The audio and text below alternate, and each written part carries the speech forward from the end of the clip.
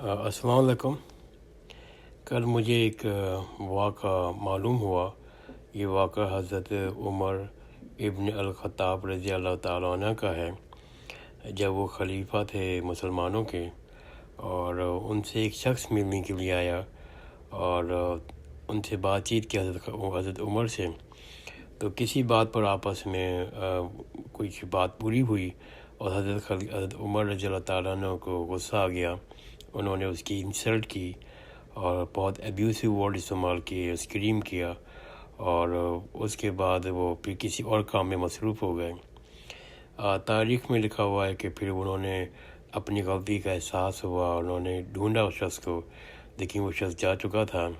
حضرت عمر رضی اللہ تعالیٰ عنہ نے اس کو دوبارہ بلایا اور کہا کہ مجھے اپنی غلطی کا احساس ہوا، مجھے تمہاری ایسی انسلٹ نہیں کرنی چاہیے تھی، تمہیں مجھے ایبیوسو ورڈز نہیں بولنے چاہیے تھے، میں تم سے معافی مانگتا ہوں اور سب کے سامنے تم سے کہتا ہوں کہ تم مجھے اسکریم کرو، تم یہ برا بلا کہو، اور مجھے اس کا احساس ہے۔ تو حضرت عمر کی اس بات کے پر وہ شخص بولا، اے امیر المومنین، میں نے آپ کو اللہ کی خاطر آپ کو معاف کیا۔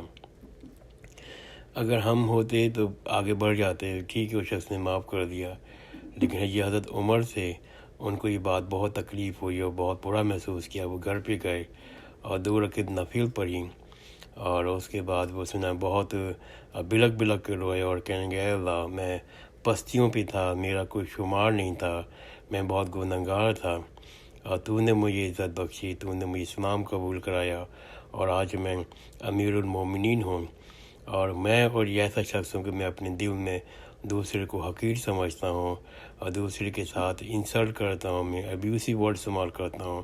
اے اللہ، میرا کیا ہوگا، میں قیامت کے روز تیرے کیسے سامنا کروں گا؟ اور وہ روتے اور بلکتے رہے۔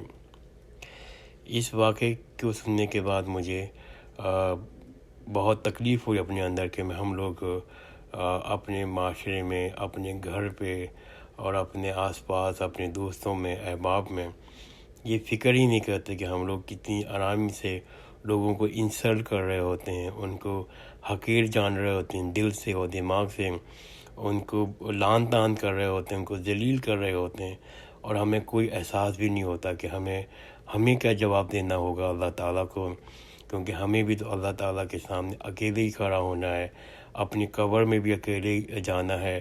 اللہ تعالیٰ کے سامنے ہم کس طرح سے فیس کریں گے، اور قیامت میں روز ہمیں کس طرح سے ہم کو اپنے آپ کو بچا سکیں گے؟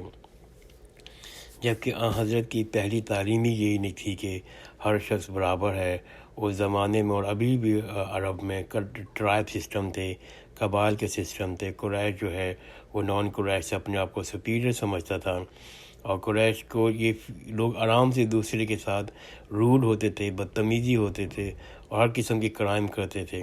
اور اس معاشرے میں جب یہ بات نہ ہو، ایکسیپٹیبل بھی نہیں تھی، حضرت نے کہا کہ ہر شخص برابر ہے، اور کسی شخص کو دوسری شخص کو روڈ ہونے کا، لعن طعن کرنے کا، ایبیوز کرنے کا، تکلیف پہنچانے کا کوئی حق نہیں ہے۔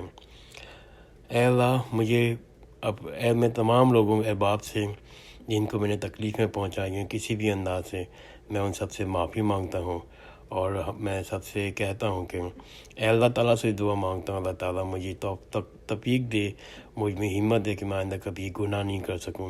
اور ہم سب کو بھی اپنی معافی مانگنی چاہیے ایک دوسرے کے ساتھ اور اللہ تعالیٰ سے، کہ ہم سب بھی اپنے آپ کو خوش شروع کر سکیں کہ یوم قیامت کے روز۔